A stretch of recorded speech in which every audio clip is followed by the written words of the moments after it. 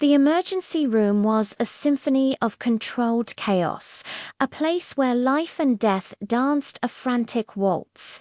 For Dr. Alana Hayes, it was just another Tuesday. She moved with a practiced calm, her hands steady, her mind sharp. She was in the middle of suturing a deep gash on a construction worker's arm when the call came in a multi-car pileup on the interstate.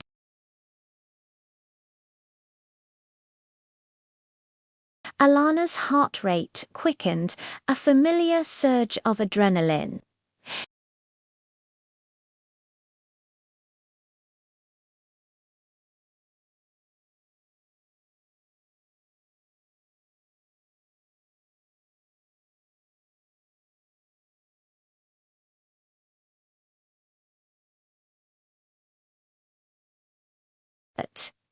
They worked tirelessly, but his injuries were too catastrophic. With a heavy heart, Alana called the time of death. It was a part of the job she'd never get used to. She noted the time on his chart, a stark final number. Then the second gurney arrived. On it was a young woman, her face pale, her breathing shallow, Alana's breath caught in her throat. It was Chloe, her younger sister.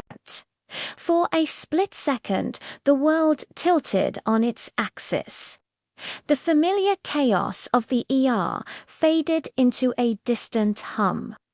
All she could see was Chloe's face, a face she'd known her whole life, now etched with pain. Her team was already at work, shouting out vitals and prepping for intubation. Alana's training kicked in, a shield against the rising tide of panic.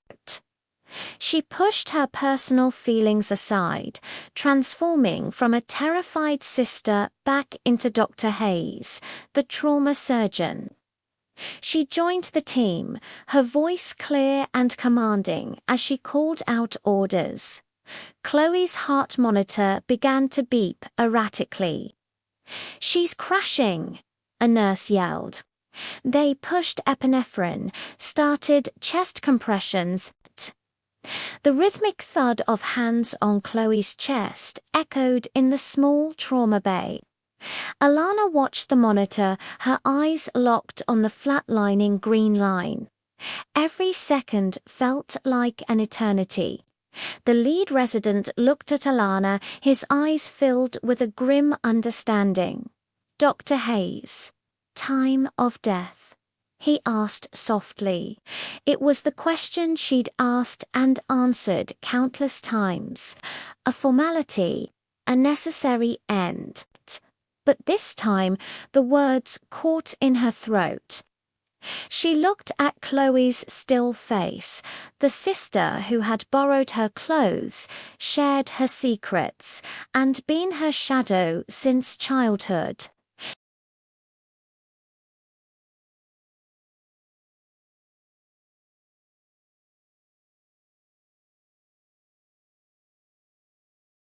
The resident looked startled.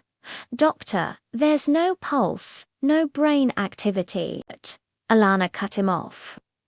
"I said no," defying all protocol, all reason. She grabbed the defibrillator paddles. "Charged a 200," she commanded.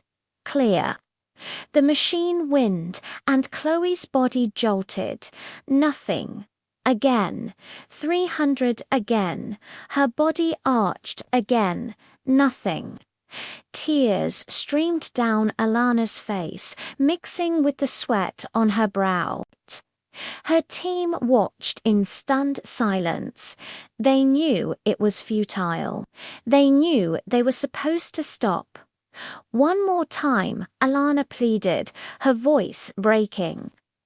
"Charge to 360, as she placed the paddles on her sister's chest for the third time, a memory flashed in her mind.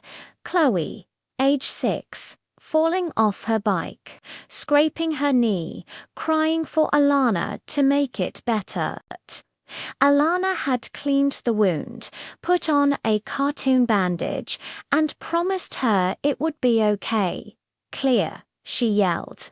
As Chloe's body convulsed, a single, faint beep echoed from the heart monitor.